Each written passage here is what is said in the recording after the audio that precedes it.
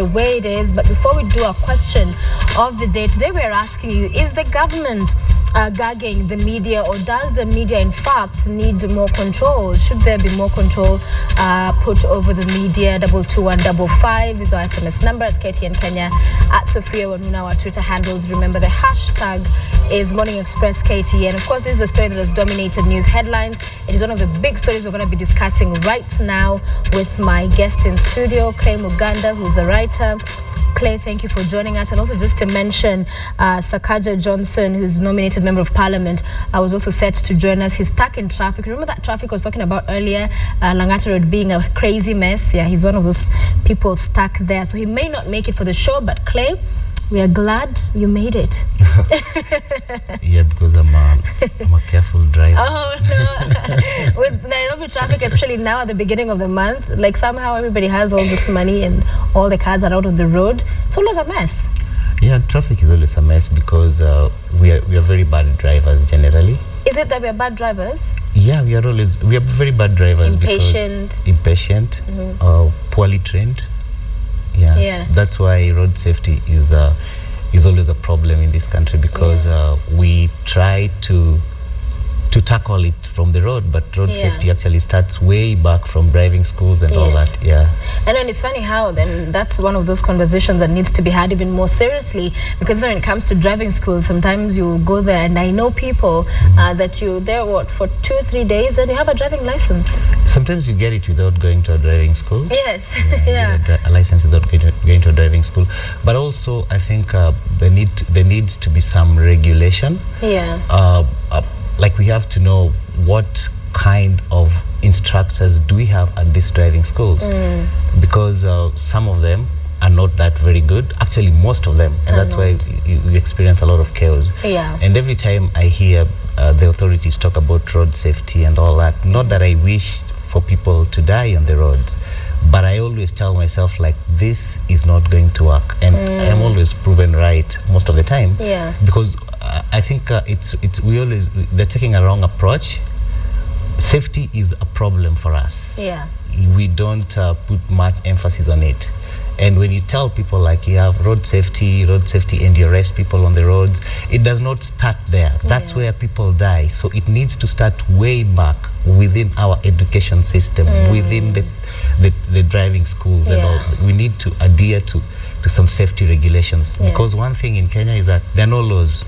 They are just proposals. Yeah. You may follow them. Yeah, you may or may not. Yes, they're just proposals. And then, of course, the government is always accused for being reactive. At every point, they'll come and, say, okay, these buses no longer operate, be allowed, and then a few people will be arrested, and then we forget about it. Yeah, but you see also, those people who drive personal cars are not any better. Yeah. They're not any better.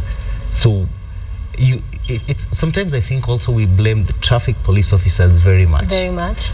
Yeah. Yes, they have their shortcomings. They accept bribes and all that. But why do we give them the bribes ourselves? Right. Yeah. Okay. We sometimes we offer them.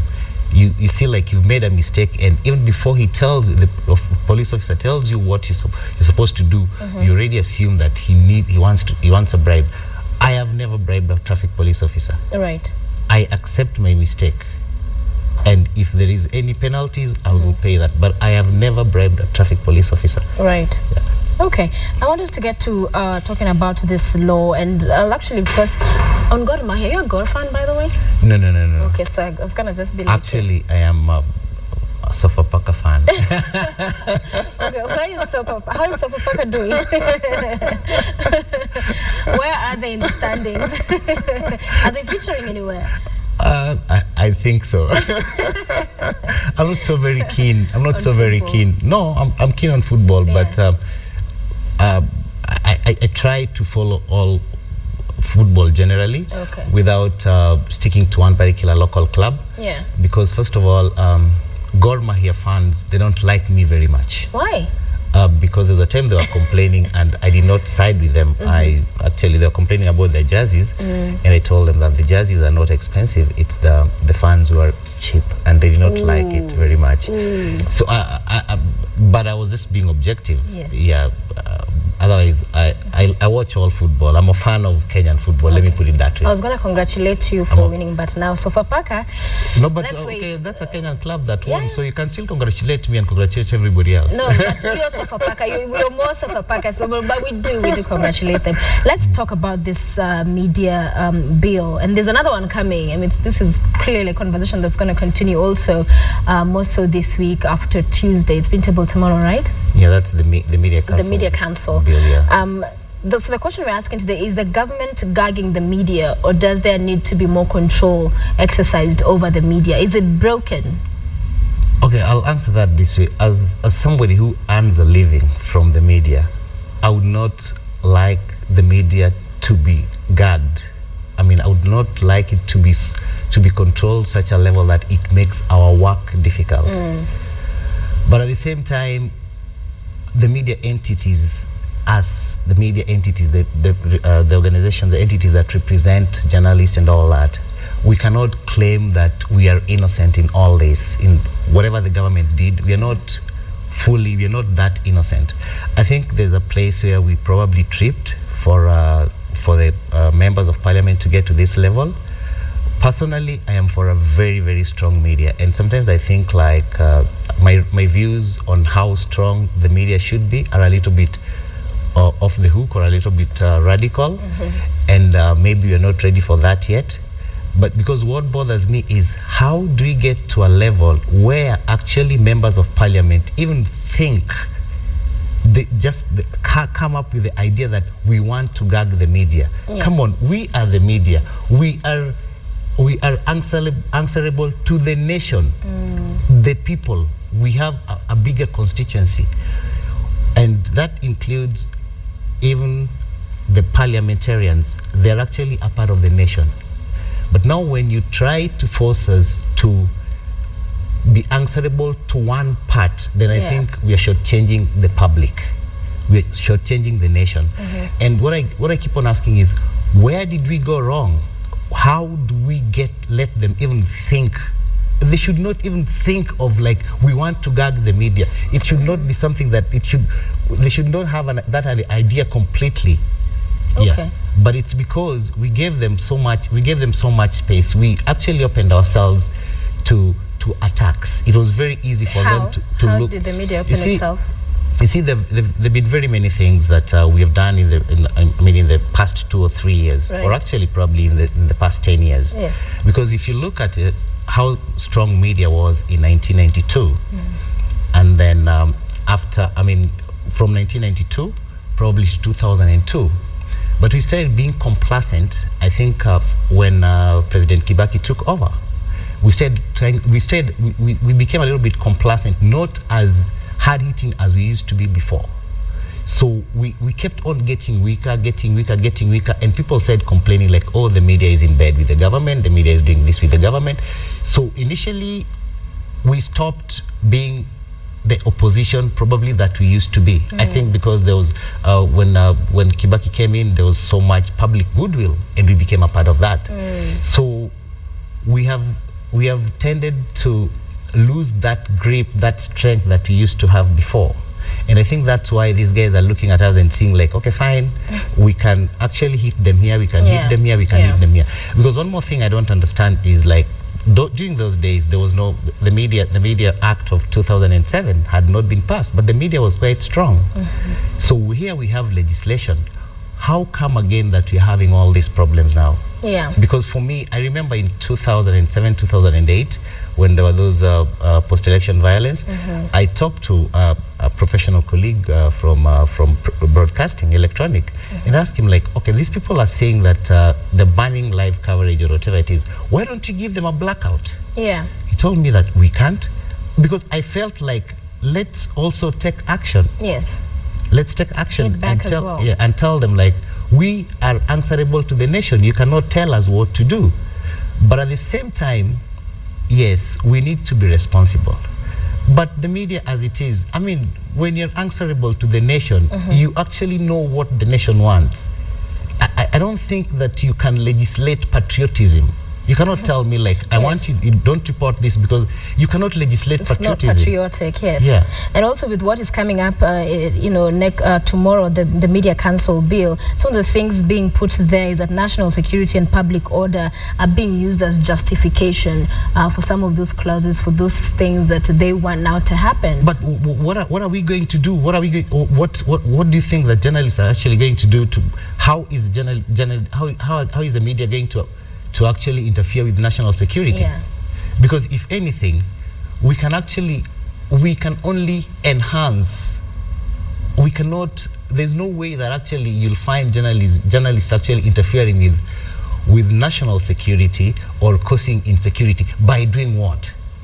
In themselves, there must be something else that either now is being highlighted, a problem, or. But you see, as I was saying, disclosure is always very, very good. Like, what happens is this. Yeah. Sometimes, let's say if we get to know, probably as a journalist, you get to know that there's an impending attack, or maybe there's a problem somewhere with our security system, and you highlight it.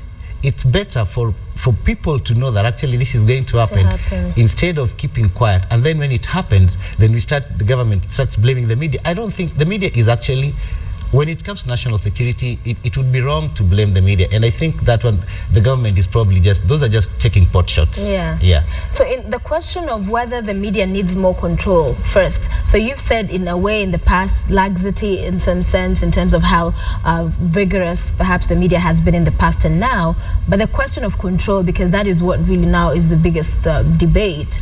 Does the media need more control, and more so from the government? To me, the media does not need to be controlled by the state. What the media itself needs to do is actually our own media. We need internal reform. Okay. Yes, we need so internal. It's broke. We need internal reform. Yeah. To actually come up with measures, which watertight measures, where those guys cannot take pot shots at us. That is what I feel. So when you say reform, so what is wrong now with the structure and the media industry as is? You see what happens, first of all, like the media entities, we have the Media Council of Kenya, we have the Media Owners Association. Yes. And all these people, like the composition of something like the Media Council of Kenya, we don't even know who actually is in the Media Council of Kenya, who is probably in bed with the government, or who actually, because probably they discuss these things, but when they go to the other side, like this time, I think the Media Council of Kenya or the media stakeholders were actually wrong-footed. Yeah. They were totally wrong-footed, because they keep on saying like, this is not what we discussed. This is not what the stakeholders discussed. Yeah. You see, so, and what this thing was done in Parliament. So if at all we were strong enough, if at all, because you never know who among these people is a mole.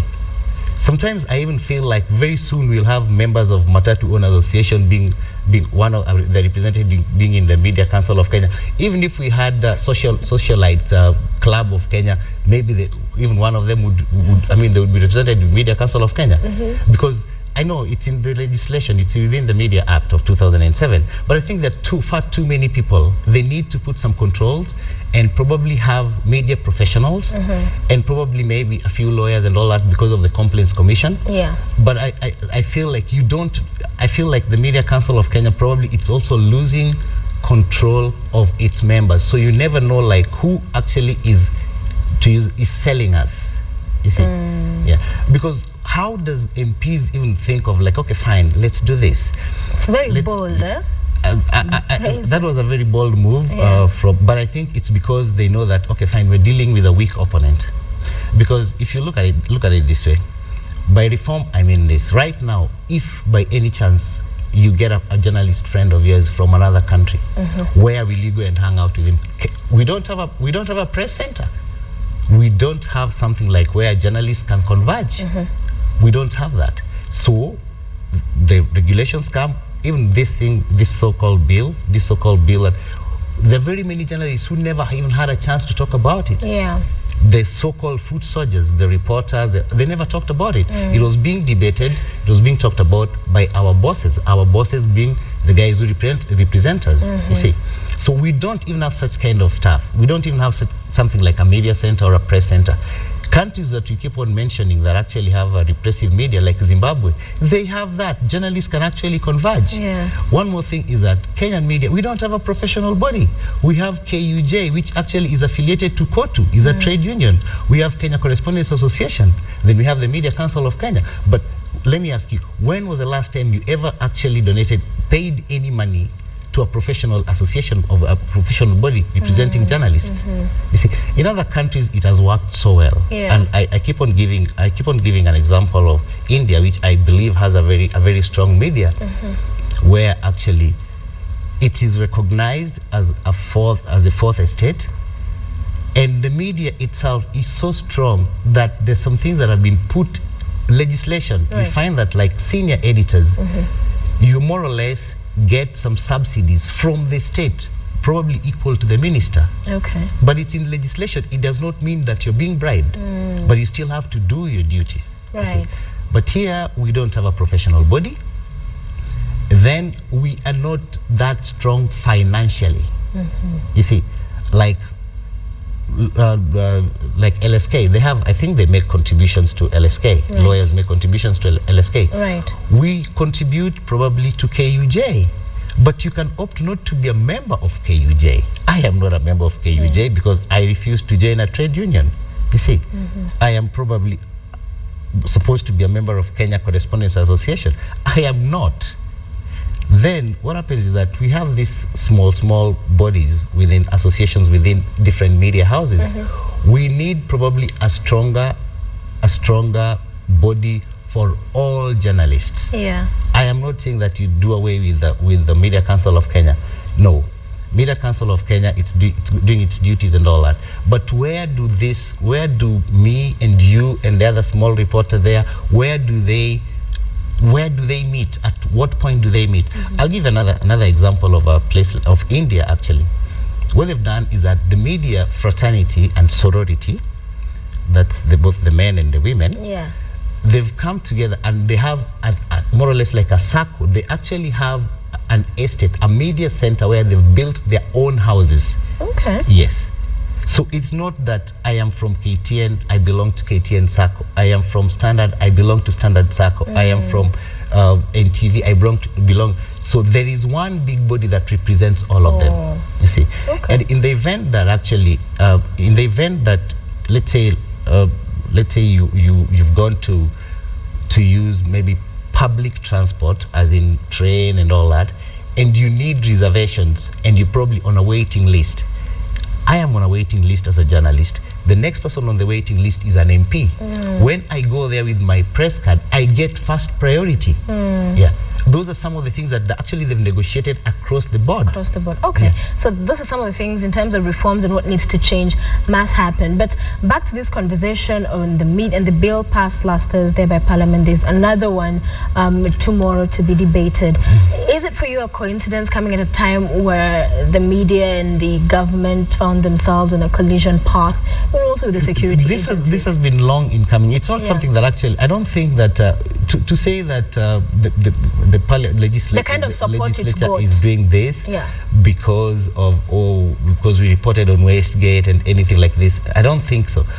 It's something that has been coming. It has been coming, but in terms of that there were no people there opposing or raising questions, because it was just because so that's why I find it quite hypocritical for MPs in the so-called opposition to be complaining, because they could have actually done this on the floor of the House. Right. Why didn't they do that?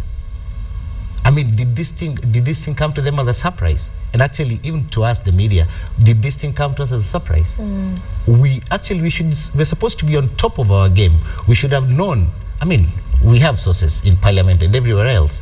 How come those guys have sources within the media fraternity and sorority, but we don't have sources within Parliament ourselves? So this surprise is what is actually surprising me. That we're all surprised. Yeah, because what is happening is, as far as I know, I mean, when I talk to people who understand media laws and the way all this media bill and the kicker has been going on, is that this thing was supposed to be passed by August, because promulgation of the Constitution, I think in 2010, it was supposed to be passed by August. Right. Okay, fine. So there've been all these negotiations, and then it was pushed forward to now. So we actually had enough time to lobby and do all these things and have the right legislation passed in our favor, or actually a favorable thing, not the way it has ended up now. But I see the Media Council, I was watching, because the chair was here with Yvonne yesterday for Checkpoint, and his argument is, as of the last consultation they had, all stakeholders, they were on the same page. That is why what was presented that's why I'm saying totally that they were different. wrong-footed. Okay. That's why I keep on saying that they were wrong-footed, Yes. because we agreed on this, and then all of a sudden you guys go, the members of parliament went and brought a different thing altogether. Yeah. Why did that happen? I mean, we should be so good, so strong that they cannot even think. They cannot even think of gagging the media or of coming up with any other legislation that will cause all this uproar. Right now, everybody is making noise. We have so many people talking. There is so much noise. You get the trade unions, you get MPs, we have former MPs. Everybody is on the side of the media. Yes. It's interesting.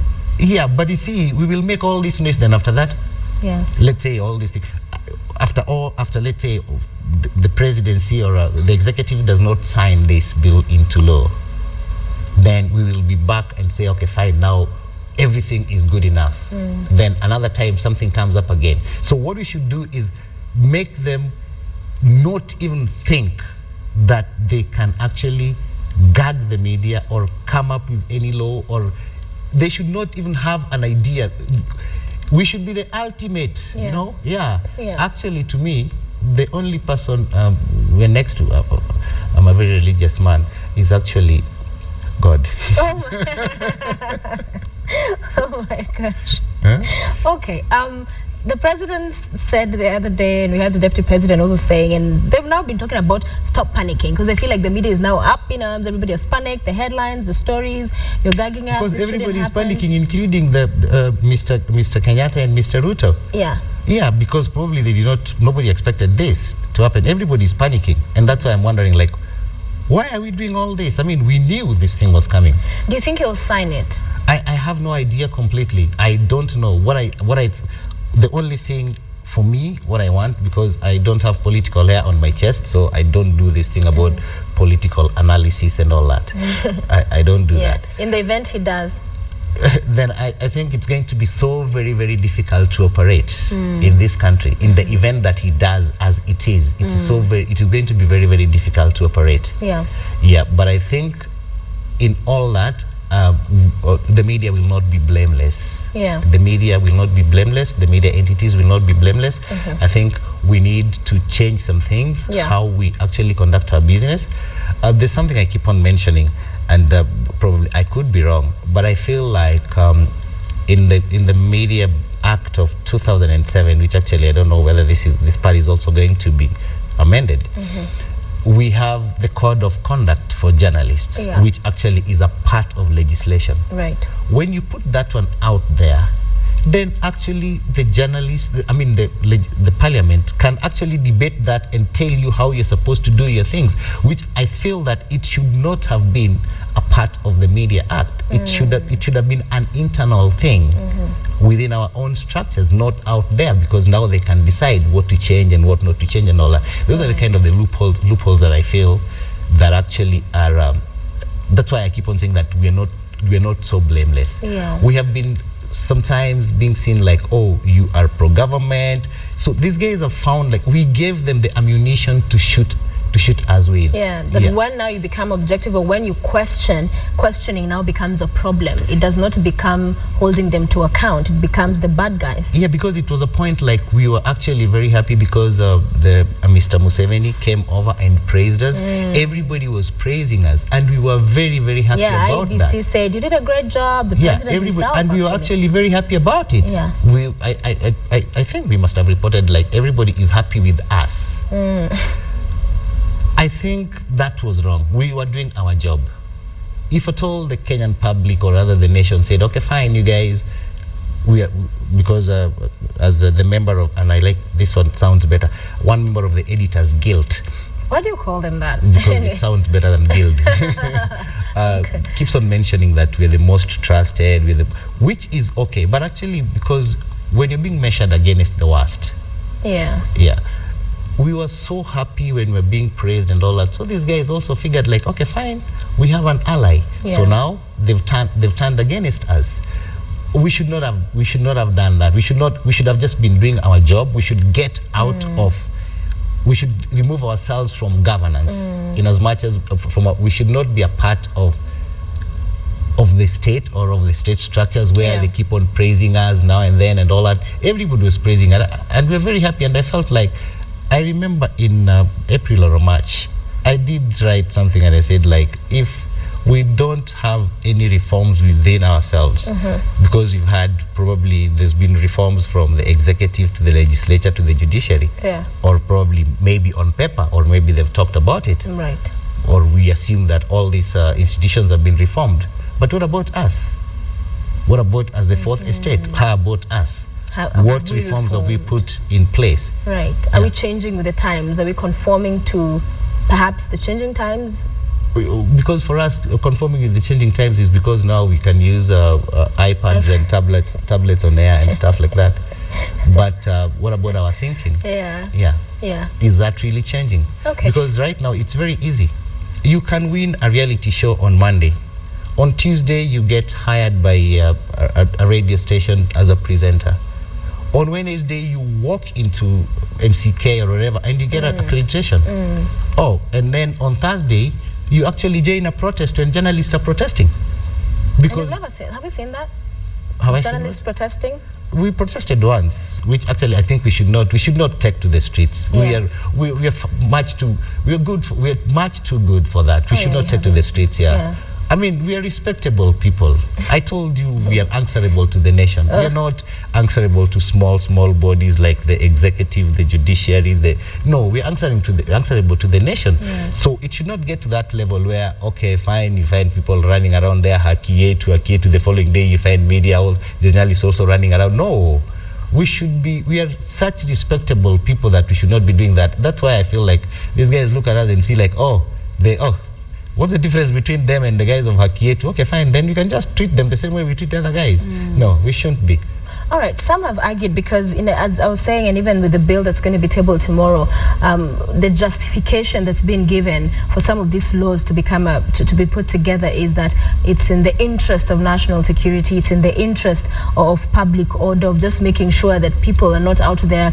The words used inciting, and we saw the other day, what is national security? Using patriotism. And so some have argued instead of putting this under a tribunal, then that's of course controlled by the lawmakers, that this should be left to be dealt with by the arm of the law. In cases where we've seen a recommendation, if you're unhappy, there's defamation, or you feel this and this happened, then there should be legal recourse, and not in essence putting in bodies that are controlled by the government. Yeah, but okay, I get that. I've been sued once or twice. Okay, I've been sued once or twice. I won one. The other one was thrown out because the other guy never appeared in court. And it's very funny why I was sued the first time. I was sued because I said that some MP used to be a fisherman, which actually is not a bad thing. That's why he lost. The second time, I used an I word. Another member of parliament say that I insulted him because I used an I word. I can't say that on air.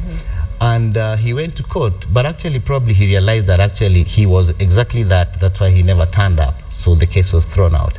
So this has always been there. The Complaints Commission, the one for the media, actually it was just supplementing, because sometimes before you get to the court, before you seek legal redress, you could actually complain to the Complaints Commission, the part of which was being run by Media Council of Kenya. Right. And actually there have been cases which actually have been sorted out. Mr. Kenyatta went to that body, it was sorted out. There have been very many cases that actually have been sorted out by Media Council of Kenya, the Complaints Commission. Yeah. Okay. So I don't think that we need to put more. We need to fence it in further than the way it is. Yeah, I don't think it will make it so difficult, because the people who are passing these things now, the following, I mean, the next 5 years, they might be out of power, and these things will affect them too. Yeah. Yeah. So I'm very, very sure, like, even the guys who probably are now in the position, or former MPs actually, who are saying like, oh, you guys, this is not wrong, this is not good, this was wrong and all that. Yeah. Probably the previous government, they could have actually done the same thing. But now they're realizing that we need these people. Yeah. Yeah. Okay. And it's interesting, this comes, remember, we're having this conversation, we're talking about journalism and patriotism, because it seems that these leaders, and also the argument and the challenge for a journalist is to find that line, if at all there is, or even whether that conversation should be happening for a journalist, where you're told, okay, you're not being patriotic because then you've painted Kenya in bad light. You cannot or you've not done this or the legislate other. patriotism. You Exactly. cannot, because I mean, yesterday I was watching the New York Marathon. Right. And all those Kenyans who are on the sidelines waving the Kenyan flag, who actually told them that you have to do that? Yeah. I mean, it's something that it is, you feel it yourself. It is the love for your country. Somebody cannot force you. Like, I am going to pass legislation for, I mean, yes, I might follow those rules, but deep down inside, it should be something that comes from deep down inside. Right. And I don't think journalists, actually, they live in this country. Yeah. I don't think they've done anything that actually has ever caused war. I don't think so. I mean, I would like somebody to tell me, like, okay, fine, during this month, the media did this, and that's why this happened. During this month, the media did this, that's why this happened. Yeah. I admit that we are not blameless, but there's some things, there's mistakes that we have made, but I don't think causing insecurity is one of them. I don't think so. Probably somebody might point them out, but I don't think so. Yeah. I don't think so. Yes, Okay. we have our mistakes, but I don't think we have made, gone to that level.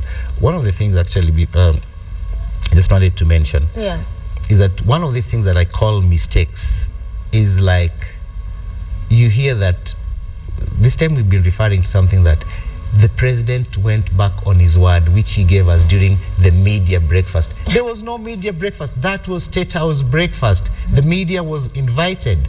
Yeah. And I keep on, and I think on the World Press Freedom Day also, the media got invited to some envoy's house, and I asked myself, like, we are the media. We should, we should invite these people so that they come on our terms. And actually the president alluded to that during that breakfast at State House. Was like, yeah, and I hope the next time it will be you inviting me. Where will you invite him to? Yeah. Where?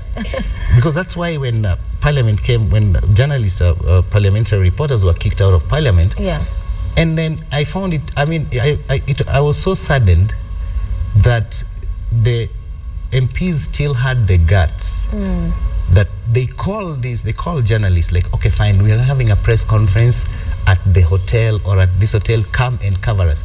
But you kicked us out of Parliament.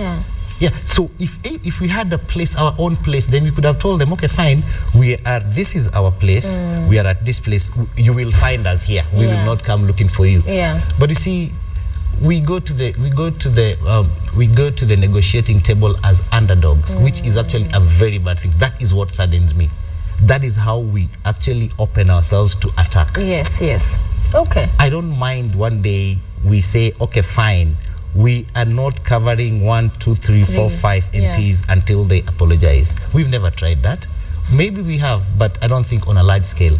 We need that cohesiveness. We need that unity. Yes, where this paper says they say that, another paper. The only time I ever saw that is when we, like all Kenyans, yes, we are Kenyans. We love being united in grief. When the country was burning and we came with that one large lead story, save our country. Who are we speaking to? Yeah, because the country was not under attack from outside. So we like being united in grief, and then whenever there's anything, we come together. And then these guys feel like, okay, fine, they're with us. Instead of asking them, like, no, I think you guys here made a mistake here. Okay. I don't think we should have all this legislation, I mean, on patriotism and all. Well, it's a discussion, and it's a story to watch. We'll definitely be keeping a very close eye and watch on it, even as the other bill, the Media Council one, comes to the House tomorrow. And on the other one, but they said that this other one, at least they've met a number of times. Probably that one they met only once, and then these guys changed everything, which I think they were just wrong-footed. That one in football, they were wrong-footed. We have to admit. Yeah. Caught off guard. Thank you so much. It is now 7:59 a.m. Clay Muganda, we appreciate you coming in. It's one of those stories that we also now get a different understanding and perspective from you, also who's been a journalist, and telling us also as the media that there's some blame to carry as well for the practitioners. Not all. We're not perfect. We're not blameless. We need to admit that actually we made some mistakes. We have made some mistakes along the way. Okay. And probably we gave these guys ammunition to shoot us with. And I think that one was maybe we'll go back and re-strategize and see like, okay, fine, we should not do that again. But all in all, I am for a very strong media, an extremely strong media, which you cannot even think. You don't even have the idea, like, you don't even think of... You cannot conceptualize the fact that I can actually gag it. People. No, it should not happen at all. And I was hoping, it's unfortunate he couldn't make it because of traffic, that the nominated member of parliament, Johnson Sakaja, would have been here because he was there in the house. And there's also other parts, of course, of this bill, including the content. And just to understand, you know, as members of parliament, he was there saying yes to this. What was driving that? Because it would have been good to get a perspective. Yeah, I listened to him. I watched the proceedings. And I heard him talk about local content and all this and how it's helping the youth. And I had my own reservations about that because I felt like you cannot... Media is a private enterprise. You cannot... Okay, fine, I know the frequencies belong to the state or belong to the state as to the nation. That is for free-to-air channels. But when you tell them local content, okay, fine, so that you create jobs for the youth because... we keeps on talking about the youth. Yes. But production costs actually are very high. That's one thing. And these media houses also have to break even. They have to make profits. So if you're actually forcing them that they will accept all these things. You can pass legislation. They'll accept this. It will be low quality, and then they can say, okay, fine, because you want us to accept it, okay, fine, we will, but we'll be paying them 2,000 shillings per program. So in essence, then it doesn't have the desired result. Because if they're low quality, then they won't make the money also. So actually, in the long run, or in the short term, it will actually end up killing media houses or production houses because there's nothing they'll be getting out of it. What needs to be done is that you need to create a conducive environment where this so-called youth can actually thrive economically and all that. You need to create a conducive environment. You cannot force me as a media house that actually you have to accept this program from so and so.